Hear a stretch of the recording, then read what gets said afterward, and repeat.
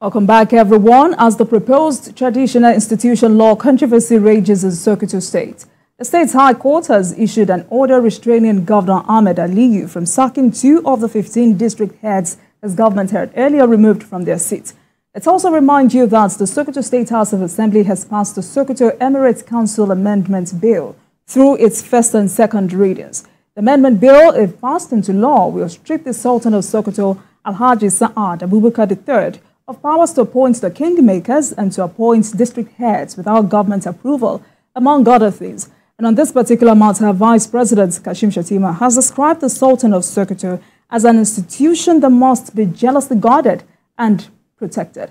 Vice President Shettima stated this following an alarm raised by the Executive Director of the Muslim Rights Council, MURIC, Professor Isiaq Akitola, that the Sokoto government is allegedly plotting to depose the Sultan. Here is what the Vice President said. The Deputy Governor of Sokoto, I have a simple message for you. Yes, the Sultan is the Sultan of Sokoto, but he is much more than that. He represents an idea. He's an institution that all of us in this country need to jealously guard, protect, promote, preserve, and project for the good of our nation. Right, so that's the Vice President, Kashim Shettima, speaking directly to the Deputy Governor of Sokoto State, Idris Gobil. Now, tonight, let's get the perspective of Professor Uthman Abdul Quadri, Professor of Sociology of Law and Criminology, Usmanu Danfodio University, Sokoto State. Prof, good evening to you, sir. Thank you very much for joining us this evening. Thank you. Good evening, Jamaican. Delighted to be here with you. Right, so let's start with that short clip we just saw. That's the Vice President clearly stating to the Sokoto State government that the Sultan is an institution that must be jealously guarded and protected. He says he represents an idea. He is an institution. How instructive is that for you? Well, if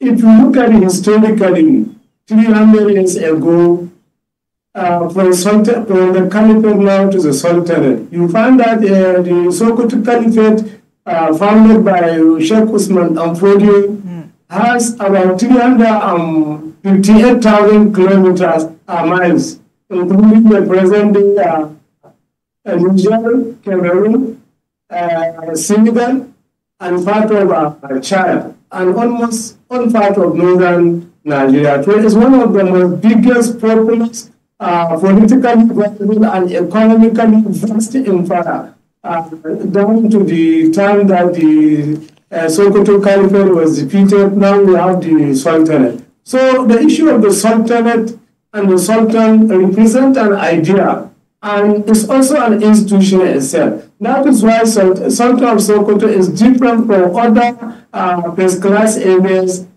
in Nigeria, because he's not only the Sultan of Sokoto as mentioned by the Vice President, he's also a supreme leader, a leader for the entire Muslim. He's the head of the Supreme Islamic Affairs and Jama'atul Nasr Islam. So that is why it's not only like other areas. You look at it, and he always announced the jealously guarded some of the basic talent of Islam in terms of also sighting of the moon, during fasting, eating fitting, eating kabir, and other things. So he's a leader, he's both temple and the spiritual leader of the Muslim. Even now we are in the 4th century, 4th Republic, or in the 21st century. So what the Vice President is saying is in order,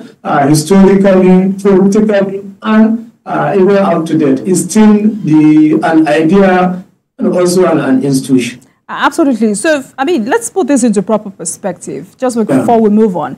I'd like you to talk to us about the seat of the caliphate, especially for the sake of our young audience who may be wondering why Vice President Kashim Shettima had to make that statement. What does it mean to be the Sultan of Sokoto?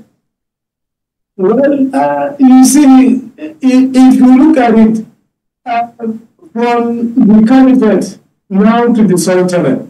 So Sultanate is an umbrella, or perhaps one of the center that united all the Muslim of Nigeria. So the Sultan is not only the Sultan of Emir, he is the supreme spiritual leader for the whole Muslim in terms of trying always to make sure that he unifies the Nigerian Muslim and beyond even the non-Muslim in terms of peaceful coexistence for the peace, progress, and sustainability of the socio-economic development, not only for the Muslim, but the entire Nigeria or Africa at large. All right, then. Thank you, Prof. So let's go back to the matter at hand. Yeah. The Sokoto state government has denied any plan to dethrone the monarch, describing that allegation as false, despite removing 15 traditional rulers for various offenses. 2 of them have gotten order restraining the governor from sacking them, and the court has asked the governor to maintain status quo. Do you see the governor adhering to this? Do you see the governor maintaining status quo? Well, it's a court order. What is happening today? You find that if you look at the social media, virtually is what is trending for now you find that is many states, many groups, individuals, we are not in a state of fear, frenzy, and you find that people make a lot of concern. People are feeling unhappy, but many people, because of this court injunction or court verdict, maintaining this status quo anti-government by the High Court Judge Kabir Ahmed, which means maybe a lot of tension now is down. So we are hoping that the government of Sokoto will abide by the court order and the court injunction, so that peace progress will reign. And a lot of people will be extremely happy, because the issue of the Sultan is the leader and the head of the Muslim. But the moment the institution is touched, at least it virtually touch every sensible Muslim, because we know the issue of leadership of that Sultan in terms of unifying the Muslim together. So many people are happy about the court judgment. So we hope that the government will abide by the court injunction. But Prof, the Commissioner for Information, Sambo Danchadi, said the law guiding the appointment of traditional rulers in the state had not changed, and that this amendment is to promote transparency and accountability in the administration of the emirate. Is there some genuine concern there? There is genuine concern, because if he is making that statement, which means is he admitting that before this Sokoto State Amendment law that is sent to the Sokoto State House of Assembly, does it mean before this there is no that assertion is making? So that is why people feel that there is some unmotivated something, because before that is only. So, but now if the Commission of Information is making that statement, which means it is making people arousing the tension of people, or perhaps feeling that there is something unmotivated in that move for this Sokoto State Emirate law division or review. No, but do you fear a potential showdown between the state government and the Sultanate Council if this court order is not adhered to? Well, we hope it will be adhered to, because if you look at all these civilian dispensation, they were after the election, they were sworn by these judges, by the court. So if a whole government or a government heed to the court injunction. So who will heed to? So I think we need to follow the rule of law and due process. And then we need to be showing example. So as a leader, one has to abide by the court injunction, because that is the best place where we have peace, tranquility, and then harmony to transcend. So I think once a court or a judge finds an order, that order needs to be followed for peace and progress. So how do we avoid breakdown of law and order? Well, first of all, now, the moment the government abides by the court injunction, that is one step.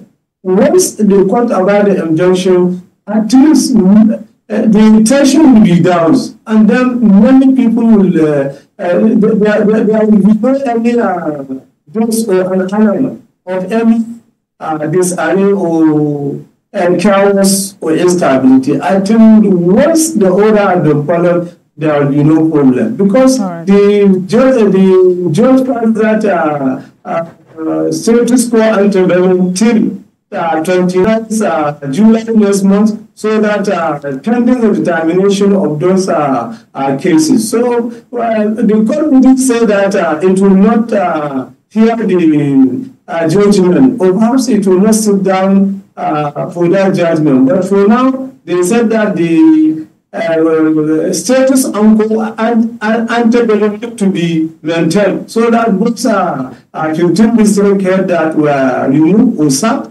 should be restored pending that judgment. So I think any sensible person can do that. Yes, there is a progress.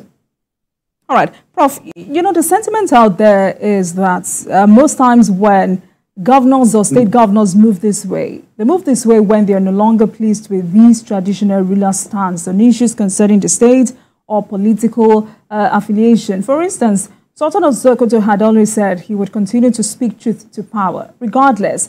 And also, on the other hand, the general sentiment out there is that Emir Sanusi was removed in 2020 for showing insubordination to the authorities in the state. Let me ask you, what do you make of this recent tussle between northern traditional rulers and their governors? Well, I think issue of politics or governance is an issue of necessity. I think whatever the government, the northern traditional leaders, they are the leaders, and we are the followers. So everything that they do, they should do it within the ambit of law and order for progress and peace. So I think the issue of politics, governance, and leadership, from time immemorial to now, is putting the society into sustainable growth and development. I think this needs to be looked at very carefully, especially in northern Nigeria. If you look at the staggering statistic of northern Nigeria, particularly northwestern Nigeria, in terms of every developmental index, northern Nigeria is below. Is far below. I think it's one of the worst regions in the world over, in terms of illiteracy, in terms of diseases, in terms of education, in terms of infrastructure, issue of almajiri, out of school children, and whatever struggling statistic you take. Everything that is for human development index, you see, Nigeria is backward. So these are these skirmishes between the traditional rulers and the governors is taken only northern Nigeria to be backward again. I think this is a high time for all of them to come to put their hands in there, so that to ensure the peace program, the building of this civilian rule. Up to now, you see, we are in 25 years uninterrupted civilian rule. But what is the outcome in terms of all the development indices you are saying? So we are all backward in every aspect. Look at even this summit of Castella. Yes, issue of insecurity. How many people are losing their life? Even there before yesterday, we lose one of our deputy vice chancellor by the shot by the kidnappers or bandits. So many people are losing their life. So this issue of political bickering or conflict between the two giant institutions, it will only put northern Nigeria backward. Look at it now. We are facing a carbon problem. So look at these two giant states in northern Nigeria.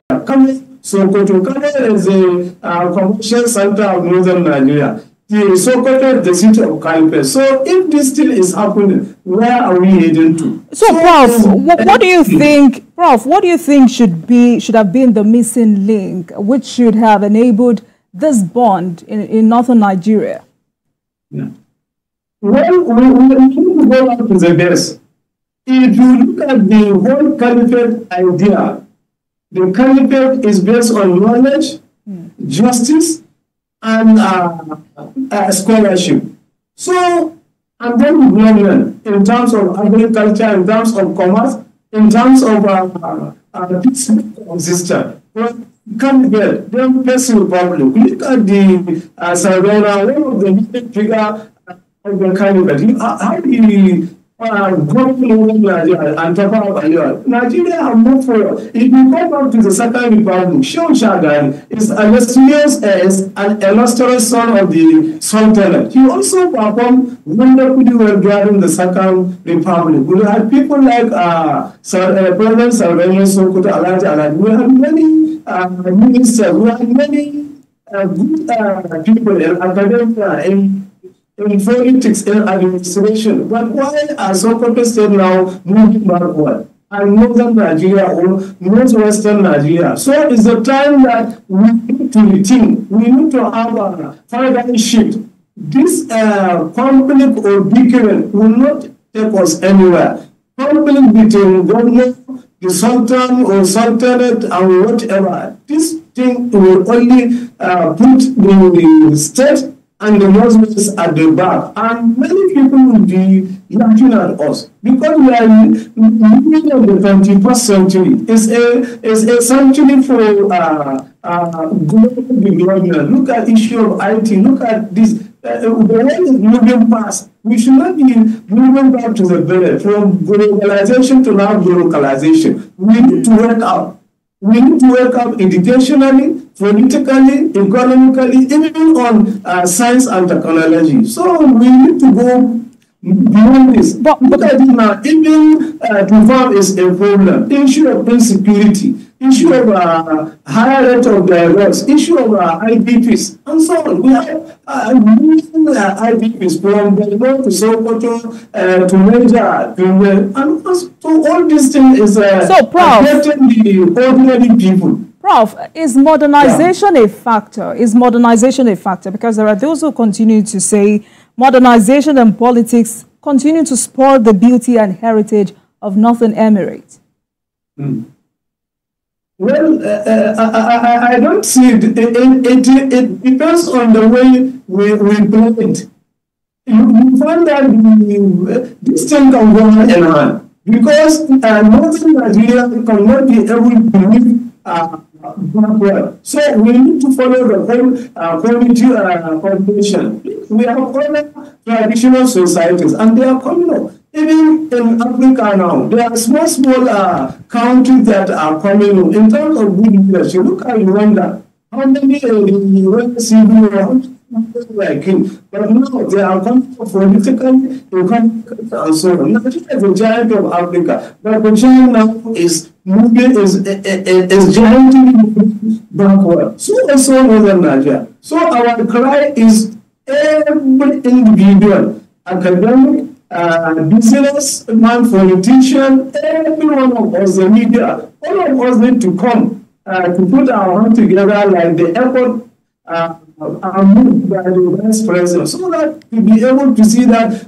we begin our lives globally. Well, like what happened in the First Republic, time is the Second Republic. Because Nigeria need to awake. We don't need this political confusion and chaos. This thing will not help anyone. So let's see where we are. Look at the statistics. Sokoto, how many times now is becoming the most poorest state in Nigeria? So we need to change that narrative. We need to change that statistics. All right, Prof. Let's take a break, and when we come back, we will continue this conversation. Professor Uthman Abdul Quadri is my guest tonight. We'll take a break, and I'll be right back. Please stay with us. Tonight, we're discussing the proposed traditional institution law controversy in Sokoto State. And I've been speaking with Professor Uthman Abdul Quadri, Professor of Sociology of Law and Criminology, Usman and Danfodio University, Sokoto State. Prof, thank you very much for staying with us on the program. So let's flip this conversation. Because in the statement released to the public, Sokoto State government accused some of these traditional rulers of disobedience and involvement in promoting insecurity in the state. Now, for 2 to 3 years, northern governors have attributed rising level of banditry in the region to internal saboteurs, especially traditional rulers and community leaders who have been found wanting, conniving with bandits and providing cover for these bad boys. Now, do you agree that perhaps this is some level of internal cleansing happening? Well, going by what you said, there is some clear fact and reality in some of the states in northern Nigeria or in the northwest, whereby some of the traditional rulers were found to have, and not only traditional rulers, also when you find civil servants, sometimes Islamic scholars, criminal justice agents, virtually you find every other person conniving with these bandits and kidnappers. Now, what happened in Sokoto is, yes, there is committee at 24th April this year, whereby 27 of these district heads, some traditional rulers, were accused of certain some insubordination.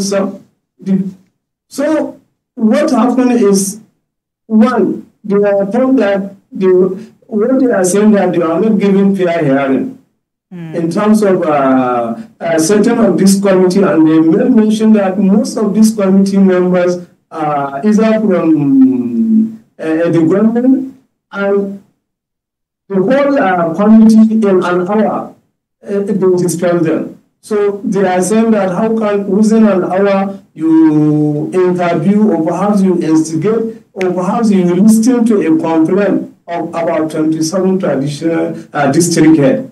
From 24 on 29th April, some of them were given sack letter, 15 of them. So what they are saying that, one, they are not being given fair hearing, and some people think at least there has to be representation from the Sultan's fathers, or perhaps maybe drawing some of the members from the local government service commission or chieftaincy appear or something like that. And that's why some of these traditional rulers went to court, and the court provide an injunction that they should stay, they should restore back to the status antebellum pending the determination of court hearing and passment of judgment 29th July last year. So there is some allegation. But what matters most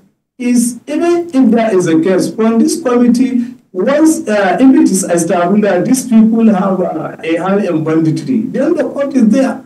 So the issue of this, so they need to be taken to the court, at least.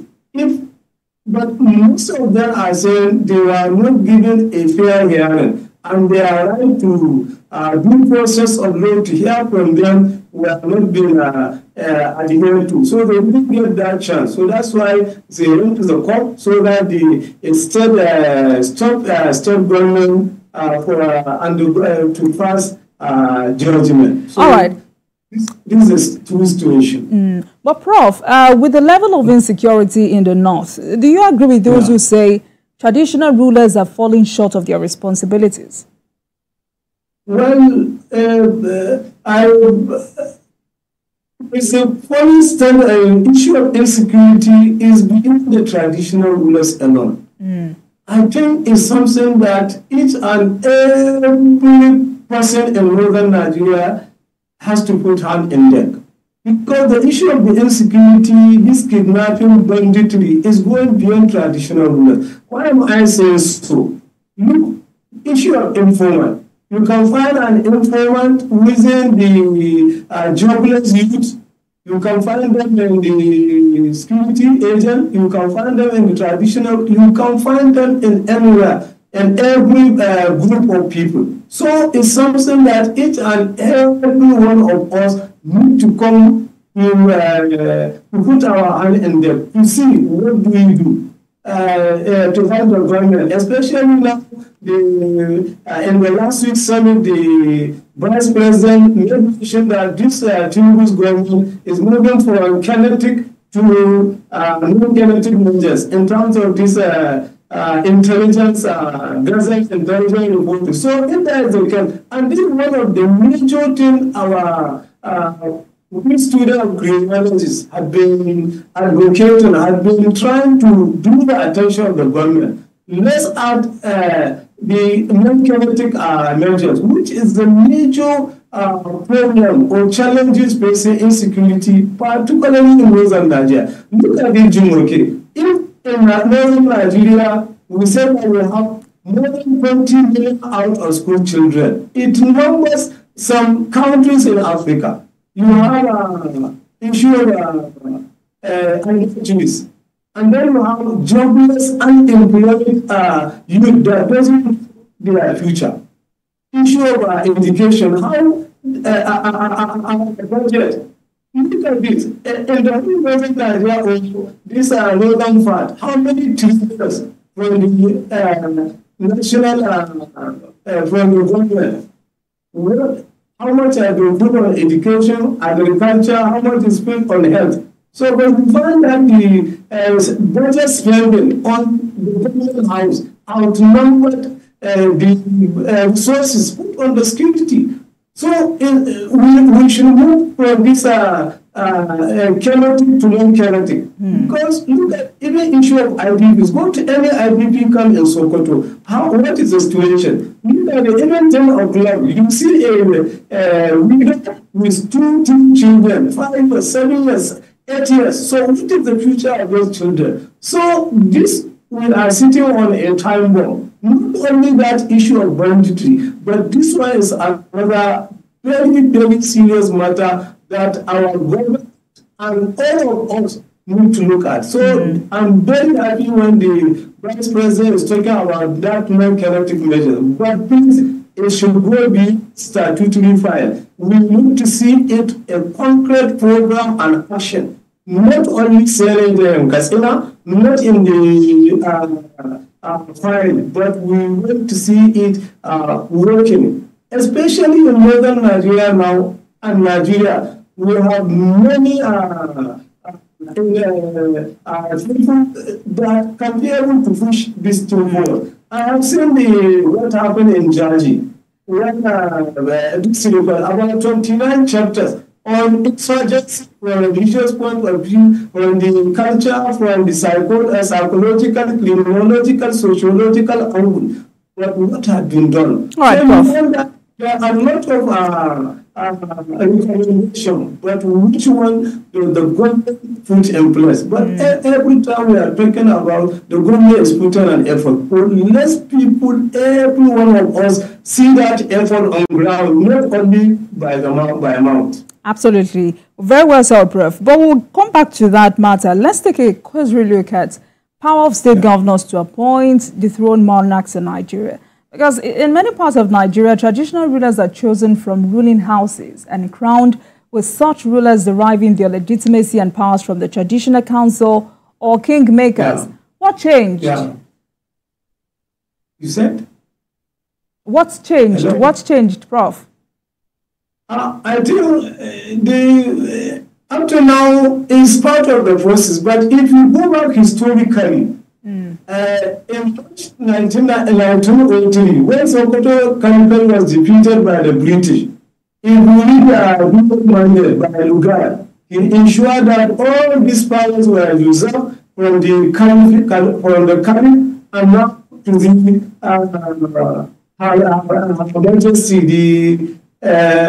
Queen of England. So after independence, these powers were passed to the government.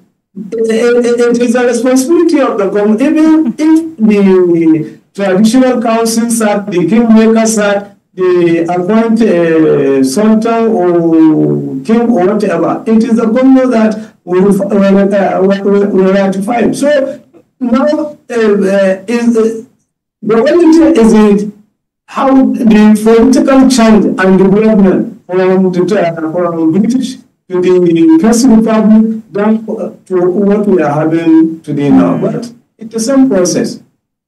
All right, so, I mean, I want us to have this conversation because Nigeria's traditional leaders retain huge influence in many parts of the country. But recent events have made some young people question the role of the monarchy in the 21st century. I mean, there have been several instances of traditional rulers being deposed by state and federal governments. So, if provision must be made for the establishment of state councils of traditional rulers as an advisory body in all states of the federation, how do we go about it? Well, if there is this, I think every traditional ruler, a district head, I think they should assign a responsibility to each and every one of them so that there is demarcation.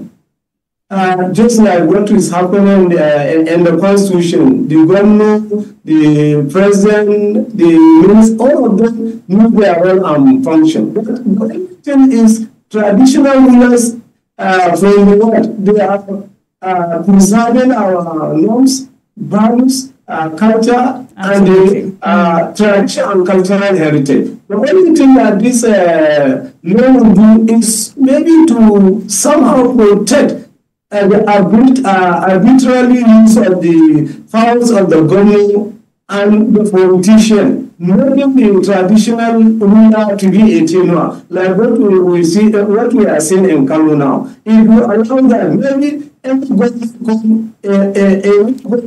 with a traditional ruler or emir or king or whatever. So I think that is one of the maybe the benefit, the function, the positive function of that law, if at all is amended. But largely, you find that the role of traditional rulers is more on the preservation of that culture. Because even if they are in the Constitution or in that law, the amount of respect, no Constitution, not any law that will give a traditional ruler the amount of respect. You cannot give you respect. It is how you govern yourself, the way people preserve or respect their past, their legacy. That's what matters most. So I'm calling our children.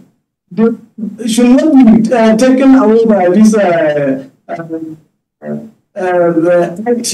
They put history. That is why I'm very happy that history is to be restored back in our secondary school. Because some of the comments, I read some of the comments by some young people that maybe their ignorance of their past. Many people respect the traditional rulers not because they are in the Constitution, but we are preserving our past. And the moment you use their past, so you are nowhere. All right, Prof, I get that. I mean, now it's getting better because we have political leaders like Imo State Governor Hope Uzodimma and former Vice President Atiku Abubakar advocating for constitutional roles for our traditional institutions. But before then, how do we insulate the traditional seats from political influences? Well, Jimake, this is a $1 million question. And the problem is we are living in a paradox. What I mean by paradox is if you look at, sometimes I feel crying or I feel, should I laugh or what? Look at it now. In the civilian dispensation, the Constitution said we are all equal in the eyes of the Constitution. Everyone have a vote. But my question is there sincerity in our politics and politicking? What I'm saying, if any political party come to Sokoto, come to Benin, why are they going to that traditional ruler? If they are going, what are they saying? They said they are seeking his blessing and support. And then at the same time, the government is saying that the traditional rulers should not engage in politics. So what is that? So are you saying that a person that is commanding 60 million Nigerians, or perhaps that has many people respect him, then he should put, he should form his out, and then somebody who is a cobbler or a shoemaker, I'm not manipulating them. You said that person has a right to vote, he has a right to express his view and so on. But this one that is commanding or perhaps 5 million people, then he should be up to the political. Please, what are we saying? I can't really understand. Please, we need to be sincere. Talking about sincerity, and this is me taking you back to the matter of insecurity in the Northwest now, because President Bola Ahmed Tinubu has emphasized the importance of regional cooperation and unity in addressing the security challenges facing the region. For you, how important is the matter of cultural bonds and shared interest in defeating banditry and terrorism in the region? Well, issue of social bond and communion is very, very important. I think if we look at Northern Nigeria in the First Republic, because of a very good leadership, one of my teacher's teacher, Sokoto, he wrote a paper, The Good Politics in Nigeria, the Good, the Bad, the Ugly. And he described the First Republic as the good, Second Republic the bad, and the Fourth Republic now the ugly. If you look at now what is happening, it's an issue or sign of bad governance and bad leadership. That is why we are having issue of banditry, issue of Boko Haram, and so on. So if you look at the genesis, look at the First Republic, the way people are cemented, even in modern Nigeria, how Muslim and non-Muslim are living together, different ethnic groups. I had my message in Jos. Before the crisis, I have seen the harmonious relationship between Muslims and non-Muslims. It's very, very good relationship. If you go to Kano, you go to Sokoto, you see many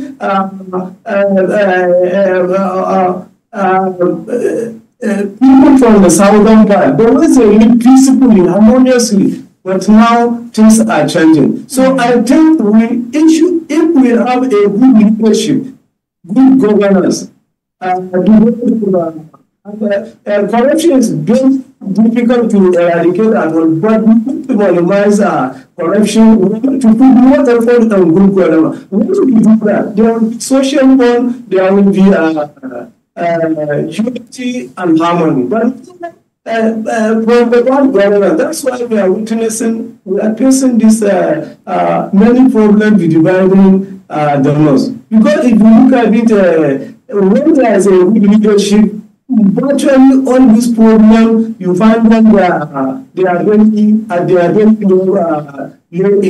But this bad government, leadership, corruption, and then I can't call it mismanagement, because I read an article in our WhatsApp group where somebody is making this statement now, issue of instead of us to go in TV, we are now calling mismanagement in basic and so on. So all this is part of our problem. But the moment there is good leadership, then each and every one of us will have sense of being a Nigerian, proud of being an Edoman or a Sokoto or a Kanoman. But the moment there is bad leadership, look at it now, issue about the way the high in price of everything. People are now pulverized. People are becoming poor. their take-home pay cannot take them home. Many people now cannot eat 2 times a day. So, and this is affecting our mutual coexistence and interpersonal relationship and so on. All right. Prof, before I let you go tonight, I mean, we have a few minutes to wrap off. You just talked about good leadership. You said good leadership is a huge factor in reducing banditry and terrorism, because apart from the matter of ungoverned spaces and what's it called now, illicit firearms across the country, the issue of poverty has been identified as one of the biggest factors aiding and increasing banditry in northern Nigeria. How do you charge northern leaders in coming together to reduce this to the barest minimum? Yes, I think they need to be sincere. And they need to be politically aligned to their responsibility. They need to be responsible and responsive. Look at the Katsina Summit. How many northern Nigerian governors were there? About only, I think, 2 or 3 governors that are there. But look at when they are calling America, almost every one of them they are there. And what's important here is the one that the vice president is here. So, and look at the huge resources they are spending in their offices.